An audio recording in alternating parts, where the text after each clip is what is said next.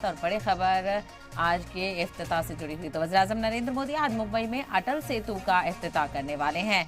मुंबई से नवी मुंबई को जोड़ने वाला ये पुल समंदर पर बना देश का सबसे लंबा पुल है।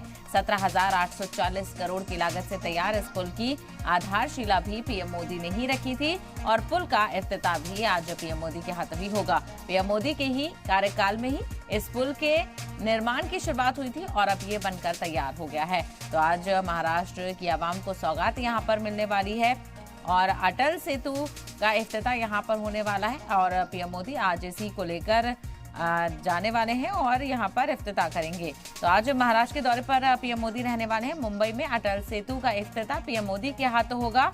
आपको ये भी बताते चले, इसके अलावा विवेकानंद जयंती पर नासिक में 1 लाख से ज्यादा नौजवानों को खिताब भी करेंगे।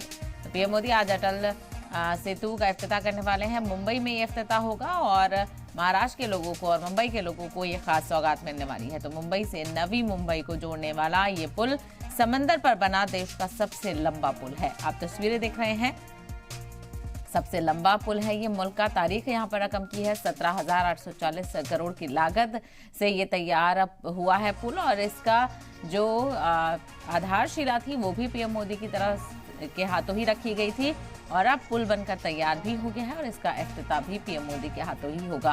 पीएम मोदी की ही कार्यकाल में इसका इफ्तिताह होना है और इसका जो तामीराती काम था वो भी पीएम मोदी के दौरे इक़्तिदार में ही शुरू हुआ था और अब ये बनकर तैयार हो चुका है और आज पीएम मोदी खुद इसको आवाम को वक्फ करने वाले हैं। इससे कई तरह की सहूलतें होंगी। मुंबई से लेकर नवी मुंबई का जो रास्ता है वो बेहद ही आसान हो जाएगा और बहुत खूबसूरत ये सफर होगा क्योंकि और मुल्क का सबसे लंबा सेतु भी इसको कहा जा रहा है। तो अटल सेतु का इफ्तिताह पीएम मोदी करने वाले हैं। तैयार हो चुका है ये और पीएम मोदी ने ही इसका शिलान्यास किया था, आधारशिला रखी थी और अब इसका इफ्तिताह भी पीएम मोदी के हाथों ही होगा।